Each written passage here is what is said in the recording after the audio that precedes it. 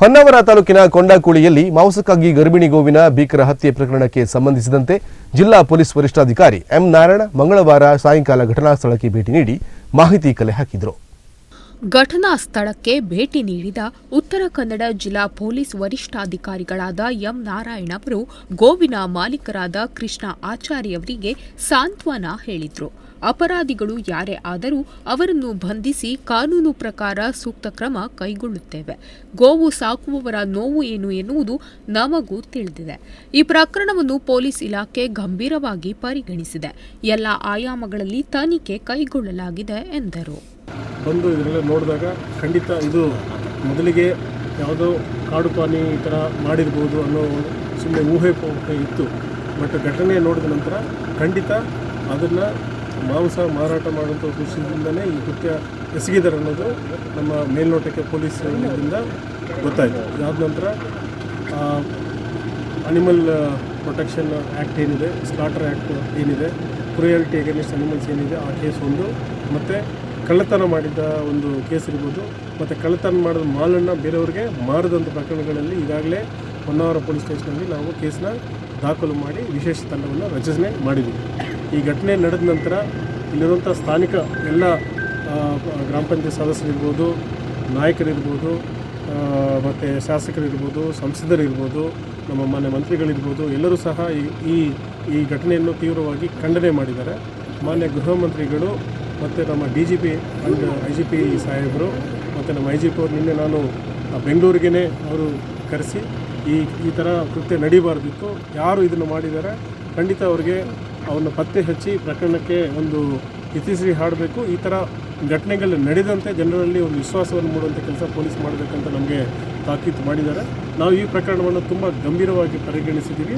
ಈಗಾಗಲೇ ನಾನು 6 ತಂಡಗಳನ್ನು ರಚನೆ ಮಾಡಿ ಸೂಪರ್ವೈಸ್ ಮಾಡ್ತಾಯಿದ್ವಿ. ಜಗದೀಶ್ ಅವರ ಒಂದು ನೇತೃತ್ವದಲ್ಲಿ ಮತ್ತು ನಮ್ಮ DSP ಮಹೇಶ್ ಅವರು, ಕುಮಟಾ ಇನ್ಸ್ಪೆಕ್ಟರ್ ಯೋಗೇಶ್ ಅವರು, ಮತ್ತು ನಮ್ಮ ಹೊಸದಾಗಿ ಬಂದಿದ್ದಾರೆ ಹೊನ್ನಾವರ ಠಾಣೆಗೆ ಸಿದ್ದರಾಮ ಅವರು, ಮತ್ತು ನಮ್ಮ ಸಂತೋಷ್ ಕಾಯ್ಕಿನಿ ಭಟ್ಕಳ ಅವರು ಎಲ್ಲ ಒಂದು ಟೀಮ್ ಮಾಡಿ ನಾವು ಇದನ್ನು ಏನೋ ಒಂದು ಮನುಷ್ಯನ ಹತ್ಯೆ ನಡೀತದೋ ಅದು ಅಷ್ಟೇ ಗಂಭೀರವಾಗಿ ಪರಿಗಣಿಸಿ ನಾವು ಕೇಸನ್ನು ರಿಜಿಸ್ಟರ್ ಮಾಡಿ ತನಿಖೆ ಮಾಡಿದ್ದೀವಿ.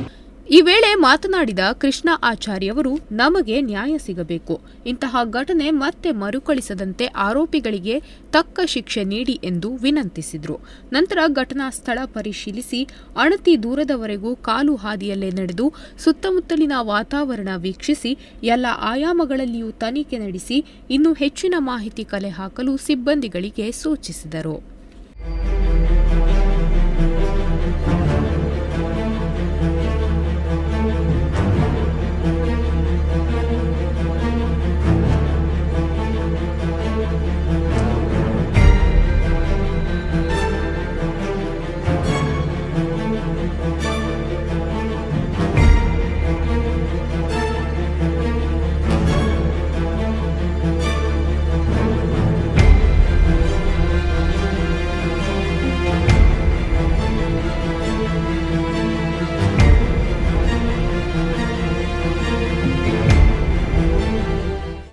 ನಂತರ ಘಟನೆ ಕುರಿತಂತೆ ಮಾಧ್ಯಮದವರೊಂದಿಗೆ ಮಾತನಾಡಿ, ಕೊಂಡಾಕುಳಿಯಲ್ಲಿ ಹೀನ ಕೃತ್ಯ ನಡೆದಿದೆ. ಇಲಾಖೆಯ ಅಧಿಕಾರಿಗಳು ಮಾಹಿತಿ ಮೇರೆಗೆ ಸ್ಥಳ ಪರಿಶೀಲನೆ ನಡೆಸಿದಾಗ ಮೇಲ್ನೋಟಕ್ಕೆ ಗೋವಿನ ಹತ್ಯೆ ನಡೆದಿರುವುದು ಕಂಡು ಬಂದ ಹಿನ್ನೆಲೆಯಲ್ಲಿ ಪ್ರಕರಣ ದಾಖಲಿಸಿಕೊಳ್ಳಲಾಗಿದೆ. ಪ್ರಕರಣ ಪತ್ತೆ ಹಚ್ಚಲು Honnavar, Kumta, Murudeshwar sub inspector, Bhatkal DYSP, ಹೆಚ್ಚುವರಿ ಪೊಲೀಸ್ ವರಿಷ್ಠಾಧಿಕಾರಿ ನೇತೃತ್ವದಲ್ಲಿ ವಿಶೇಷ ತಂಡ ರಚಿಸಿ ಆರೋಪಿ ಪತ್ತೆಗಾಗಿ ಬಲೆ ಬೀಸಿದ್ದೇವೆ ಎಂದು ಹೇಳಿದರು. ಶಂಕಿತ 5 ಆರೋಪಿಗಳನ್ನು ಬಂಧಿಸಿ ವಿಚಾರಣೆ ನಡೆಸಲಾಗುತ್ತಿದೆ. ಈ ಘಟನೆ ಬಗ್ಗೆ ಗೃಹ ಸಚಿವರು, ಜಿಲ್ಲೆ ಜನಪ್ರತಿನಿಧಿಗಳು, ಇಲಾಖೆಯ ಮೇಲಾಧಿಕಾರಿಗಳು ಖಂಡಿಸಿ ಘಟನೆ ಮರುಕಳಿಸದಂತೆ ತಾಕೀತು ಮಾಡಿದ್ದಾರೆ. ಘಟನೆ ನಡೆದ ಸುತ್ತಮುತ್ತಲಿನ ಸ್ಥಳದಿಂದ ಸಿಸಿ ಕ್ಯಾಮೆರಾ ಹಾಗೂ ಮೊಬೈಲ್ ಲೊಕೇಶನ್ ಸಂಬಂಧಿಸಿದಂತೆ ಇನ್ನಿತರ ಮಾಹಿತಿ ಕಲೆ ಹಾಕಿದ್ದು ತನಿಖೆ ಚುರುಕುಗೊಳಿಸಿದ್ದೇವೆ. ಯಾರೇ ಆರೋಪಿ ಇದ್ದರೂ ಬಂಧಿಸಿ ಕಾನೂನು ಮುಂದೆ ನಿಲ್ಲಿಸುತ್ತೇವೆ ಎಂದು ಹೇಳಿದರು. ಈ ತನಿಖೆಯಲ್ಲಿ ತಮಗೆಲ್ಲ ಗೊತ್ತಿರೋ ಹಾಗೆ ಇಲ್ಲಿ ಟೆಕ್ನಿಕಲ್ ಡೇಟಾ ಅಂದರೆ CCTV ಆಗಿರಲಿ ಅಥವಾ ಕಾಲ್ ಡೀಟೇಲ್ಸು ತಗೊಂಡು ಅದನ್ನು ಅನಾಲಿಸಿಸ್ ಮಾಡೋಂಥ ಪದ್ಧತಿ ಆಗಲಿ ಅಥವಾ ನಮ್ಮ ಸೈಂಟಿಫಿಕ್ ಎವಿಡೆನ್ಸ್ ಯಾವುವು ಸಿಗದಿರೋದ್ರಿಂದ ನಾವು ಪ್ರಕರಣ ಸ್ವಲ್ಪ ತಡ ಆಗ್ತಾ ಇದೆ. ಬಟ್ ಇವತ್ತು ನಮಗೆ ಸ್ವಲ್ಪ ಮಾಹಿತಿ ಬಂತು, ಅದಕ್ಕೋಸ್ಕರ ಇವತ್ತು ಕಾಡಲ್ಲಿ ಬೇರೆ ಕ್ಲೂಸ್ಗೋಸ್ಕರ ಇವತ್ತೆಲ್ಲ ಕಾಡನ್ನ ನಾವು ಸರ್ಚ್ ಮಾಡಿದ್ವಿ. ಸ್ವಲ್ಪ ಕ್ಲೂಸ್ ಸಿಕ್ಕಿದೆ. ಅದಾದ ನಂತರ ಈ ಪ್ರಕರಣ ಸಂಬಂಧಪಟ್ಟಂಗೆ ಈಗಾಗಲೇ 5 ಜನ ಸಸ್ಪೆಕ್ಟ್ ಪರ್ಸನ್ಸ್ನ ನಾವು ಅವ್ರನ್ನ ಕ್ವಶನ್ ಮಾಡೋದಕ್ಕೆ ನಾವು ವಶಕ್ಕೆ ಪಡ್ಕೊಂಡು ನಾವು ಅವರನ್ನು ವಿಚಾರಣೆ ಮಾಡ್ತಾಯಿದ್ವಿ. ಇದಾದ ಈ ವಿಚಾರಣೆಯಲ್ಲಿ ಯಾರು ಇದನ್ನು ಮಾಡಿದಾರೆ ಅನ್ನೋ ಸಂಬಂಧಕ್ಕೆ ಕೆಲವು ಸೂಚನೆ ಸಲಹೆ ಏನೋ ಕ್ಲೂಸ್ ನಮಗೆ ಸಿಗುವಂಥ ಸಾಧ್ಯತೆ ಇದೆ. ಇದಾದ ನಂತರ ನಾವು ಖಂಡಿತ ಯಾರು ಈ ಆರೋಪಿಗಳಿದ್ದಾರೆ ಅವ್ರನ್ನ ಕಾನೂನು ಮುಂದೆ ನಿಲ್ಲಿಸುವಂಥ ಪ್ರಯತ್ನವನ್ನು ನಾವು ಮಾಡ್ತೀವಿ. ಒಂದು ಇದನ್ನು ತಡೆಗಟ್ಟು ಸಂಬಂಧಪಟ್ಟಂಗೆ ಇವತ್ತು ನೋಡ್ತಾ ಇದ್ದೀವಿ, ಉತ್ತರ ಕನ್ನಡ ಜಿಲ್ಲೆ 80% ಫಾರೆಸ್ಟ್ ಇದೆ. ಅಲ್ಲಿ ಮನೆಗಳನ್ನ ಇಟ್ಕೊಂಡಿದ್ದಾರೆ, ಪಂಚಾಯತಿಗಳ ರೋಡ್ಗಳಿದೆ. ಇದರಲ್ಲಿ ಏನಂತ ಹೇಳಿದ್ರೆ ಇದನ್ನೇ ಬಂಡವಾಳ ಮಾಡ್ಕೊಳ್ತಾ ಇದ್ದಾರೆ. ಎಲ್ಲ ಗೇರ್ ಇರೋದಂಥ ಇದರಲ್ಲಿ ಗೇರು ತೆಗೆಯುವಂಥ ಸಂದರ್ಭದಲ್ಲಿ ಮಾತ್ರ ಯಾರಾದರೂ ಇಲ್ಲಿ ಸೂಪರ್ವೈಸರ್ಸ್ ಇರ್ತಾರೆ, ಫಾರೆಸ್ಟ್ ಗಾರ್ಡ್ಸ್ ಯಾರು ಬರ್ತಾರೆ, ಅದರಲ್ಲಿ ಯಾರು ಇರಲ್ಲ. ನಾವು ದೇವ್ರನ್ನ ನಂಬಿ ಈ ಮಕ್ಕಳನ್ನ ನಾವು ಕಾಡಿಗೆ ಬಿಡ್ತಾ ಇದ್ದೀವಿ. ಅವು ಮೇಯ್ದು ತಿರ್ಗಾ ನಮ್ಮ ಮನೆಗೆ ಬರ್ತಾ ಇದ್ದಾವೆ. ಬಟ್ ಇದನ್ನೇ ಯಾರು ಗಾರ್ಡ್ಸ್ ಇಲ್ಲ, ಯಾರು ಇದ್ರ ಜೊತೆ ಬರಲ್ಲ ಅನ್ನೋದನ್ನೇ ಬಂಡವಾಳ ಮಾಡಿಕೊಂಡು ಕದ್ದ ಒಂದು ಮಾಂಸದಿಂದ ಅವರ ಜೀವನ ನಡೆಸುವಂಥ ಹೀನಕೃತ್ಯದಲ್ಲಿ ಮಾಡಿಸುವಂಥ ಪ್ರಕರಣಗಳು ನಾಟ್ ಓನ್ಲಿ ಸಾಲ್ಕೋಡು, ಈಗಲೇ ಗ್ರಾಮ ಪಂಚಾಯತ್ ಸದಸ್ಯರು ಮತ್ತು ಲೀಡರ್ಸ್ ಹೇಳಿದ್ದಾರೆ, ಸುತ್ತಮುತ್ತಲೂ ಸಹ ನಡೀತಾ ಇದೆ ಅಂತೇಳಿ. ಅದಕ್ಕೆ ಇದನ್ನು ತಡೆಗಟ್ಟೋ ಸಂದರ್ಭದಲ್ಲಿ ನಾವು ಜಿಲ್ಲಾ ಪಂಚಾಯತ್ ಜಿಲ್ಲಾಧಿಕಾರಿಗಳ ಒಂದು ನೇತೃತ್ವದಲ್ಲಿ ಮತ್ತು ಎಲ್ಲ ಲೀಡರ್ಸ್ ಜೊತೆ ಗ್ರಾಮ ಪಂಚಾಯತ್ ಜೊತೆ ಮಾತಾಡಿ ಎಲ್ಲ ಎಂಟ್ರಿ ಮತ್ತು ಎಕ್ಸಿಟ್ ಪ್ಲೇಸಸ್ಸಲ್ಲಿ CCTV ಕ್ಯಾಮೆರಾ ಅಂತ ಹಾಕ್ಸೋಂಥದ್ದು. ಮತ್ತು ಈ ಹಿಂದೆ ಇಂಥ ಪ್ರಕರಣಗಳಲ್ಲಿ ಯಾರ್ಯಾರು ಭಾಗಿಯಾಗಿದ್ದಾರೆ ಅವರೆಲ್ಲರ ಮೇಲೆ ಪೂರ್ವಪರ ವಿಚಾರಣೆ ಮಾಡಿ ಗಡೀಪಾರು ಮಾಡುವಂಥ ಒಂದು ಕಾನೂನು ಪ್ರಕ್ರಿಯೆಯನ್ನು ನಾವು ಮಾಡ್ತೀವಿ. ಒಂದು ಗ್ರಾಮೀಣ ಭಾಗದಲ್ಲಿ ರಾತ್ರಿ ವೇಳೆ ಅಕ್ರಮ ಚಟುವಟಿಕೆಗಳು ಅವ್ಯಾಹತವಾಗಿ ನಡೆಯುತ್ತಿದ್ದು, ಅಪರಿಚಿತರ ಸಂಚಾರ ಹೆಚ್ಚಾಗುತ್ತಿರುವ ಬಗ್ಗೆ ಜನರು ಆತಂಕ ವ್ಯಕ್ತಪಡಿಸಿರುವ ಬಗ್ಗೆ ಎಸ್ಪಿಯವರಲ್ಲಿ ಪತ್ರಕರ್ತರು ಈ ಬಗ್ಗೆ ಎಸ್ಪಿಯವರಲ್ಲಿ ಪ್ರಶ್ನಿಸಿದ್ದು, ನಾವು ಈಗಾಗಲೇ ಜಿಲ್ಲೆಯಲ್ಲಿ 24 ಕಡೆ ಚೆಕ್ ಪೋಸ್ಟ್ ಹಾಕಿದ್ದೇವೆ, ಎಲ್ಲಾ ಕಡೆ CCTV ಅಳವಡಿಸಿದ್ದೇವೆ, ಬಹುತೇಕ ಪ್ರಕರಣ ಭೇದಿಸಿದ್ದೇವೆ. ಈ ಹಿಂದಿನ ಗೋವು ಕಳ್ಳತನ ಪ್ರಕರಣಗಳ ಬಗೆಗಿನ ಮಾಹಿತಿಯನ್ನು ಪಡೆಯಲಾಗಿದೆ.